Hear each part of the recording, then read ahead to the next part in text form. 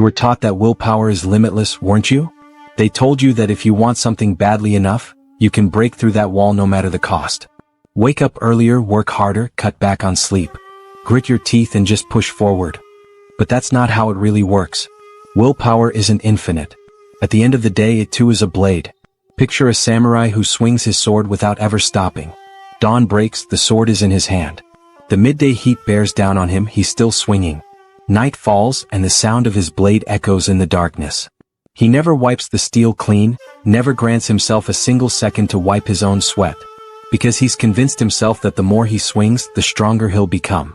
But he's making a grave mistake. Because with every swing, that sword is actually dulling.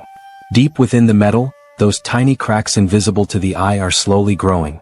Then one day, on an ordinary morning, against a perfectly ordinary strike, the sword shatters into pieces. Not because the enemy before him was so powerful, but because the sword was never granted a single moment to stop, to rest, to recover itself. This is exactly what that endlessly praised hustle culture really is. And if you look closely right now, this is exactly what you are too. Those emails you answer late at night, weary and worn out. Those beautiful weekends you sacrifice just to work. That guilt that gnaws at you and poisons you even while you rest. Right now, you're blindly swinging a sword that's screaming, "Please put me back in my sheath." And on top of that, you call it discipline. No, this isn't discipline. This is a slow story of self-destruction wearing the mask of ambition. The old masters had figured out something fundamental that today's world flatly refuses to hear. Your energy isn't infinite, but you can renew it. A sword doesn't grow stronger by being swung endlessly left and right. It grows stronger by being properly forged, used at the right place in the right time, and most importantly, return to its sheath when the work is done. Stopping to take a breath isn't the warrior's enemy. On the contrary, it's the one thing that keeps the warrior alive. So stop asking yourself, how can I push harder? The real question is this: when are you going to put this sword back in its sheath? Let me tell you a bit about Miyamoto Musashi. He's the greatest swordsman who ever lived. It's easy to say, but 60 duels, 60 victories. A man strong enough to answer every challenge with nothing but pure speed and relentless aggression. But let me tell you something: Musashi didn't win those fights by moving. He won them by staying still. In his greatest duel, as he faced the master Sasaki Kojiro, he did something that no one watching at the time could make sense of. He arrived late to the fight. Hours late, in fact. He left Kojiro waiting under that blazing sun. The longer Kojiro waited, the more enraged he grew, the more frantic, melting away inside his own fury. While Kojiro smoldered with that restless, uncontrolled energy, Musashi was calm. His inner world was utterly empty and completely in the present moment. When the blades finally rose into the air, it was all over in a single stroke. Because Kojiro had already been defeated long ago, he had fallen to his own impatience. This is exactly where the philosophy of Ma draws its power. Ma is that empty space between things. That crucial pause between two actions. That moment of silence that an untrained, hurried mind rushes to fill, crying, "Oh no, there's a gap." You think that emptiness is wasted time. But a true master knows that real power lives precisely within that emptiness. Listen to a piece of music, but truly listen. Is it only the notes coming one after another that make it beautiful? No, it's the rests between them, the silences.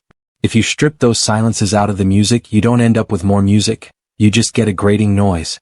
Let's be honest, your life right now is nothing but noise.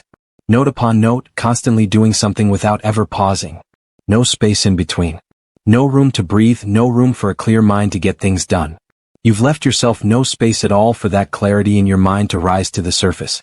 You're not making music right now, my friend. You're just making static. Ma doesn't mean an absence or a lack. On the contrary, it's presence itself. That deliberate pause you take doesn't mean you're doing nothing. It means you're making room for the right answer, the one you'll never find as long as you keep frantically rushing around. Deep down, you're well aware of this. You felt it. Didn't your brightest ideas come to you not while you were working like mad at your desk, but while you were standing calmly in the shower?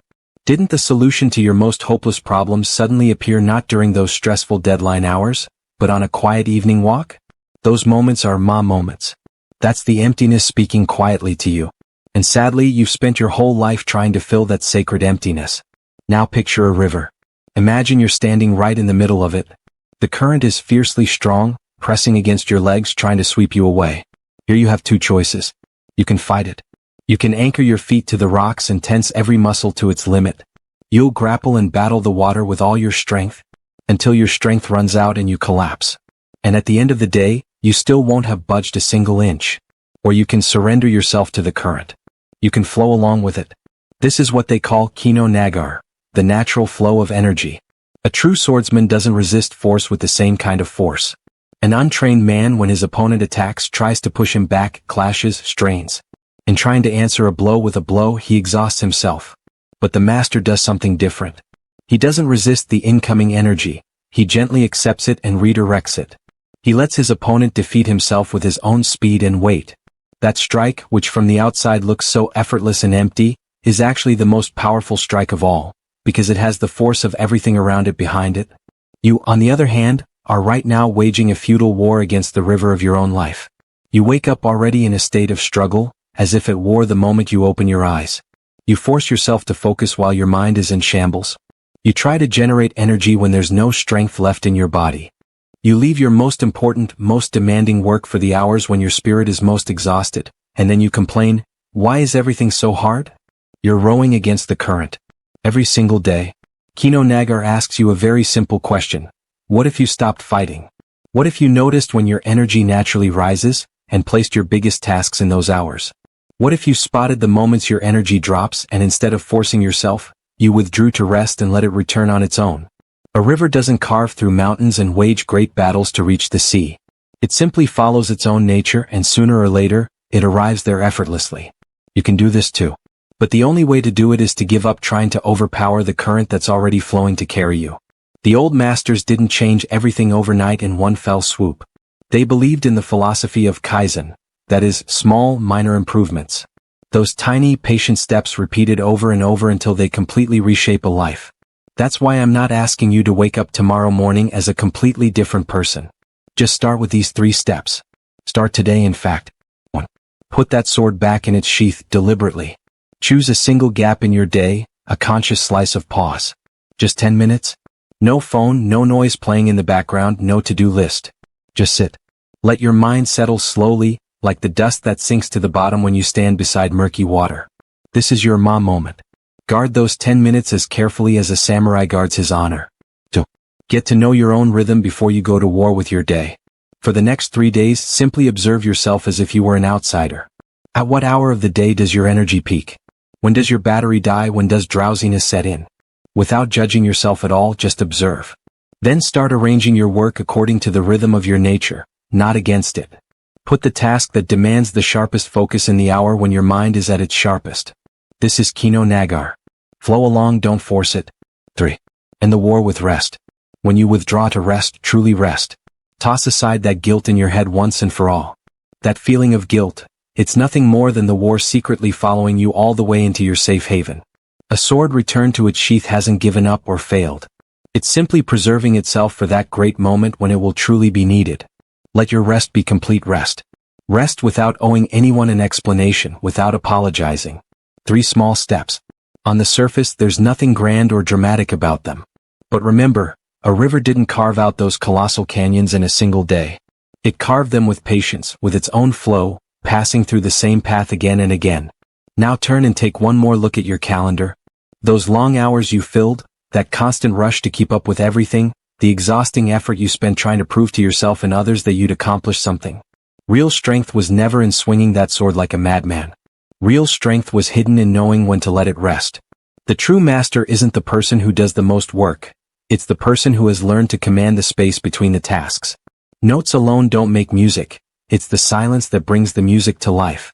Struggling blindly doesn't bring strength. Being in the flow is strength. Give up trying to fill every empty hour in your life with tasks. Learn to savor that emptiness, to live within it. Because that success and progress you've been chasing so hard was never waiting for you at the end of more effort. That progress was waiting in its sheath, in that calm stillness you keep stubbornly refusing to enter. This is MUSHİN CODEX. Ancient wisdom for the warriors of modern times. If these words touched something within you, join us and walk this path alongside us. Now go and quietly return that sword to its sheath.